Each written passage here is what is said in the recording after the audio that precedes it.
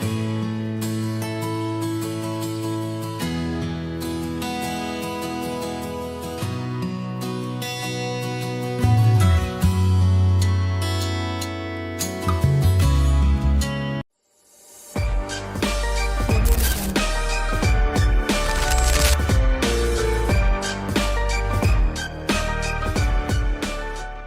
guys, welcome back to yet another episode of Yes Academy podcast. And with me today, Mr. Phang Hi. and Darren Lee. Hello.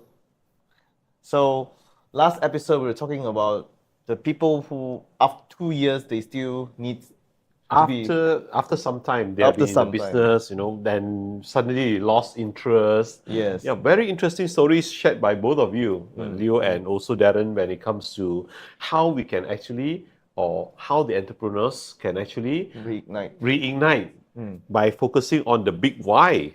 Yeah, the big why. And having said that, right, I have read about this concept called ikigai. I'm not sure whether you have heard about it or not. It's basically a Japanese word, Ikigai, and basically what it means is that it's called a sense of purpose, which is that what is your purpose in life, and which is very similar to what we have been discussing in the last episode. Yes, it's actually an interesting one because, how do I put it this way? If without purpose in life, you are basically like a dead person, zombie, I would say. But do you know that there are a lot of people out there who don't have a life purpose? Plenty. Yeah. And you ask them, so what is your purpose? You say, I don't know. I wake up in the morning, I prepare myself, I go to work, finish the work, and then go back to my place and have a nice dinner, have a good rest, watch TV, and the cycle begins again. Yeah, that applies to many people actually.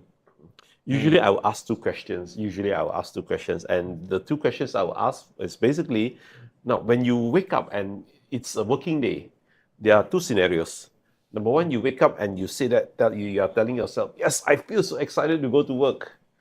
Or the second scenario where you wake up and you say, do I have to go to work? I mean, which you think will be most of the people, which you think they are? The second one, definitely. Yeah, the first one. No, sorry, the second one. Yes, right? The yes, second yes, one. correct, Most of them, yes, most of them, the second one. So, what it means is that a lot of people out there, they don't have a big why. I would say that they may have a why, but they don't have a big why. Yeah. So there's two situations, right? So first of all, they don't have the big why yet. Right? Yeah. Right. So and the second and the second type of person is that they used to have a big why, right? But now they are lost, right? They are lost. But either way, the only person who can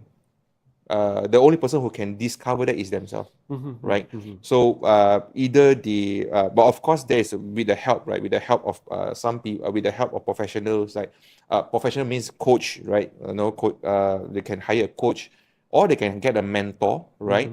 Then that will help them to rediscover their why, right?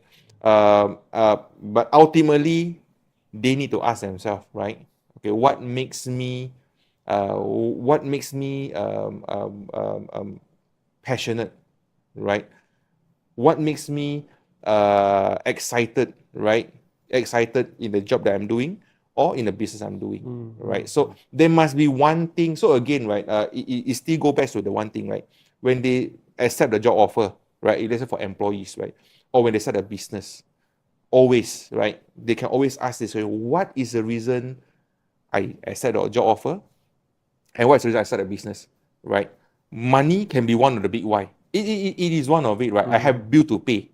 You have to be excited, okay, to start work, right? So that one can be one of the anchors for me to, okay, I need to go work because I have bills to pay, right? Secondly, my children education, I have to, right? Thirdly, I have my goal of getting a car, example, my goal of getting a house, right? So that one can be a big why. So the big why not necessarily something very complicated. Don't necessarily, like we mentioned earlier, I want to become a monk, or I want to help Africa, right? Go to Africa. That is for some people that is too far, right? But we always can get our big why near to us, right? So again, right? They need to always ask themselves again, when I start the job offer, right? When I start the business, what is the purpose? What is the reason? Yeah. Yes, very interesting sharing from both of you. Now, in this episode, I would like to ask Darren about what about those people whom they are so determined until you know it's the wrong way to go, but yet they will still go for it. Sometimes I call these people as stubborn people, but for them, no, they are. I'm determined. I want to achieve, and I will follow this path. So, isn't it unwise to just go and you know that this path is not going to work? I think it depends, right? Like, if let's say they're going towards a positive way, then it is good to be stubborn, right? But if let's say if they go But to the they don't call it stubborn. We don't call it stubborn. They call it, I'm resilient. I'm determined. I'm resilient. Yeah. So if they say that one achieve their life goal, right? Then of course it is good, right? But they are not achieving it. But Okay. they don't see it. You know. They don't see. They always feel that when the time comes, yeah, I will see the results. Okay. But having tried so many times, yet they are not getting there. Okay. So so again, right? So if let's say they are not getting it, right? If they're not getting it yet, right? So it still depends on two ways of relooking things, right? So one of it, we can call them a very resilient people, right? In fact, if you look at no, again, I would like to use the book that I recently read, which is Greed, right? So in fact, one of the factors, okay, for a greed person, GRIT, like greed person, is that they stay with the cause, right? They stay with the activity, even though the activity is very boring, right, for a long time, okay. But however, it doesn't mean that if let's say the thing doesn't go according to do not achieve the result, they should stay on it, right? Ultimately, they also need to know if the action that they do, does it contribute to their goals at the end of the day. I like to use this concept of a deliberate practice, right? So like sports person, I like to use sports person, right? Okay, sports person, if let's say because sports person, they practice every day, right? So every day, like footballers, they need to run every day, need to dribble the ball, the same activity every day, right? It doesn't mean that today I do dribble, the next day I do different thing. They will need to practice the same skills every day, right? However, if let's say that practice do not contribute to the improvement, right? Then that practice is wrong, right? Is wrong. So they need to do a deliberate practice where need to have a coach who, like, when they do the practice, they do let's say dribbling, right? Okay, the coach need to come and tell them, hey, this is not the way you dribble. You need to dribble the different way, right? So that one is worth to be stubborn, right? Meaning boring, but it contributes to the growth of the person towards the goal. Then it's worth of it. It is worth to be gritty. It's worth to be stubborn and resilient in doing the boring things every day, because sometimes, right, doing a boring things is important for us to achieve the goal. Okay, yeah. I remember we talked about this, right? About this point. We used Usain Bolt as an example in one of our episodes. Yes, very long time. Yeah. A few episodes back. Yeah.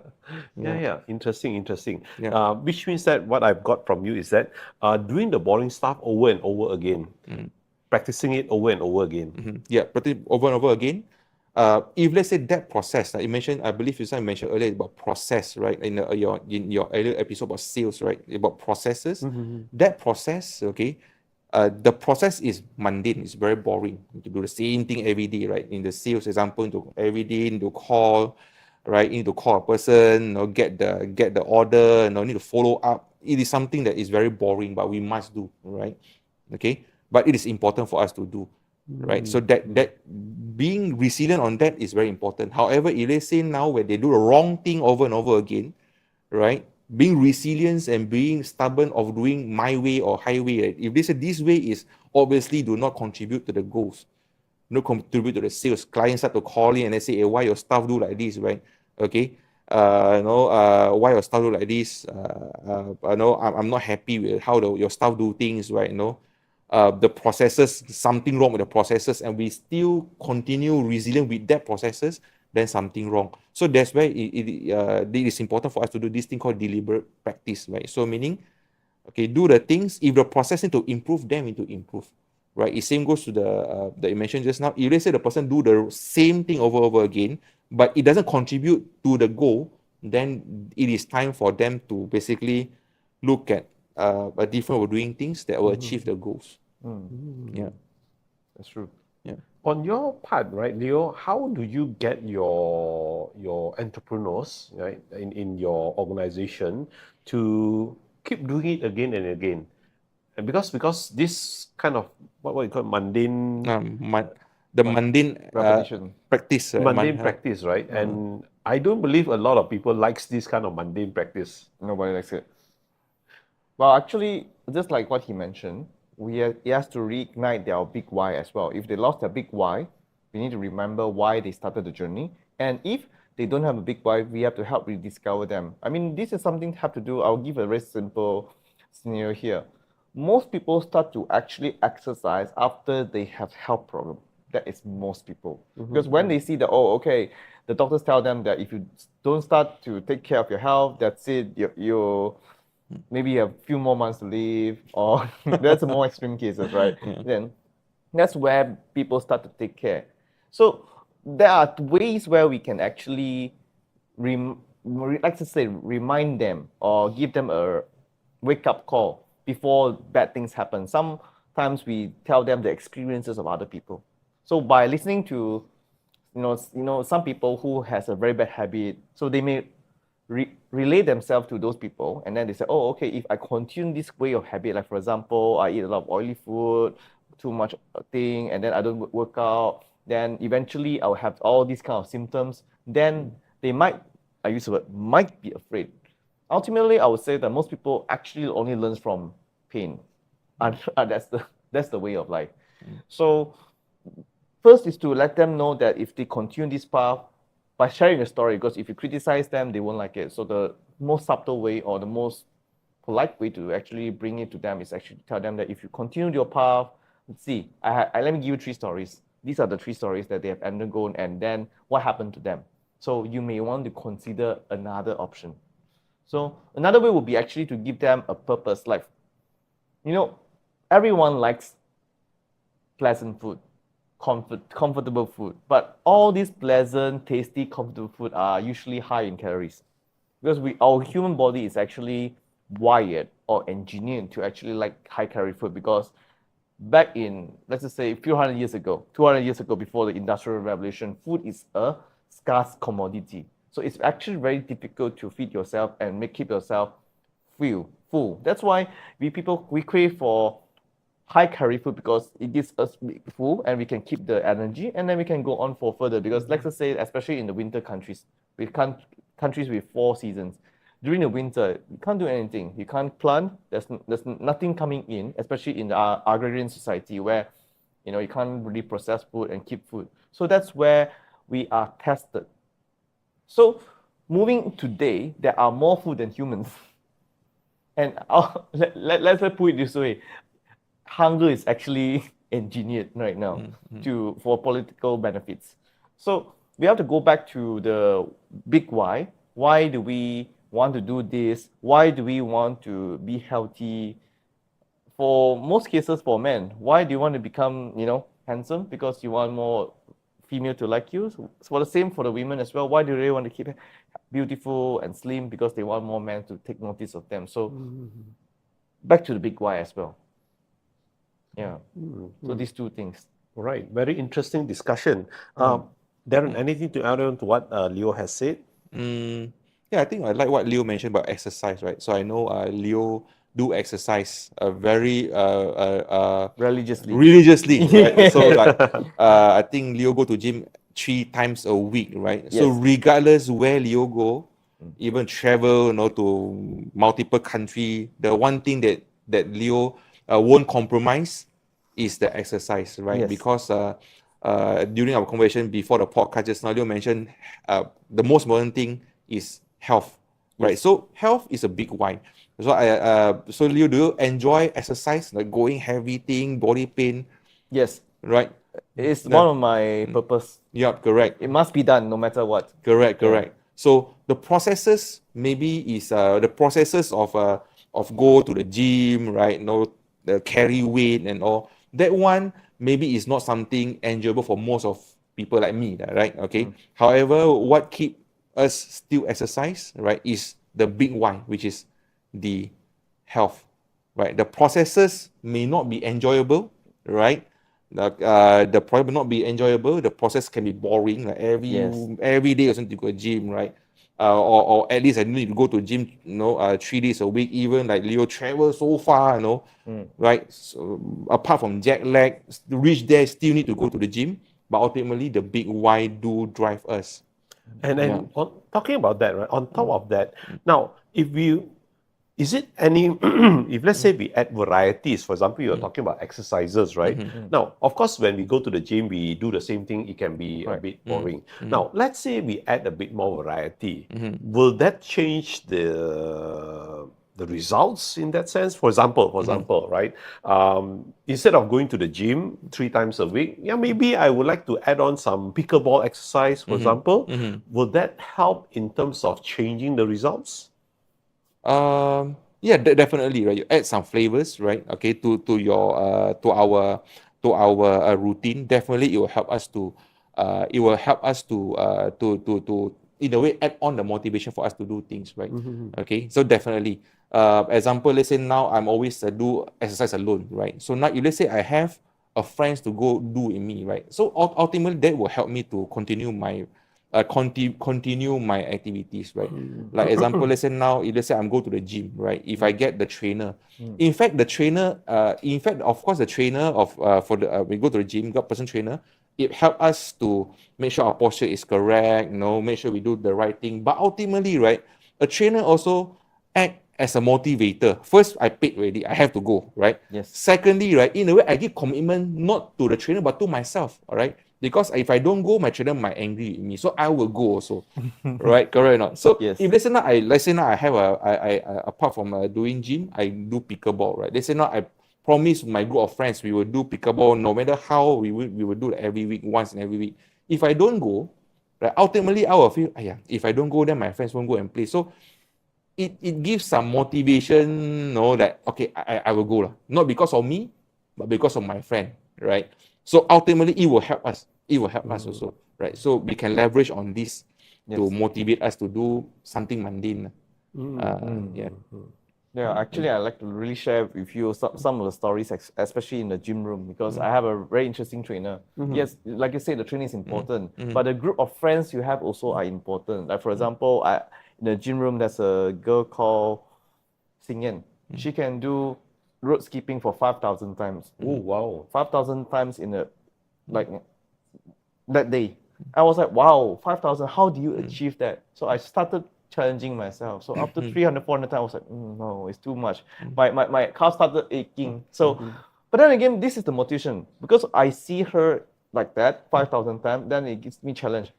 Can I do at least 1,000 times? And then I started doing it. Maybe the first few hundred is difficult, but as I add on more, and challenge myself more, then I'll add up. And when I go to the gym, sometimes I see someone carrying like this weight, let's say 30 kilo, 40 kilo. So I was like, if this person around the same size as me, around the same weight as me can do it, why not me? So ultimately, it's the environment that shapes you, because everyone can excel in a good environment, I would say. Then again, when you're in a bad environment, do you actually realize it? And can you bring yourself to a good environment? Or can you create a good environment for the other people? So I think this is something very important to actually change, to have a paradigm shift on one person, I would say. Good, right. Interesting points brought up by both of you. So let me just summarize in terms of, yes, always go back to the big why. Yes, still go back to the big why. And if you want to add more variety, do add more variety, but do not lose sight of your big why. Yes. Yeah. So these are the 2 points that I have gathered. And of course, with these 2 points, I'm very sure that our audience will know what to do if they feel that the things that they are doing is not getting the results, or suddenly they realize that they're becoming bored, or they're not getting the results that they want. Yeah. And I believe that they will get some pointers from our episode for today. Yes, that's true. Well, guys, if you like what we have been sharing, please hit the like and share button. It really keeps us all moving. And then please do not forget to comment if you have any questions, and if you have anything that you want to let us talk about, please also comment as well. And we'll see you again in the next episode. Thank you so much.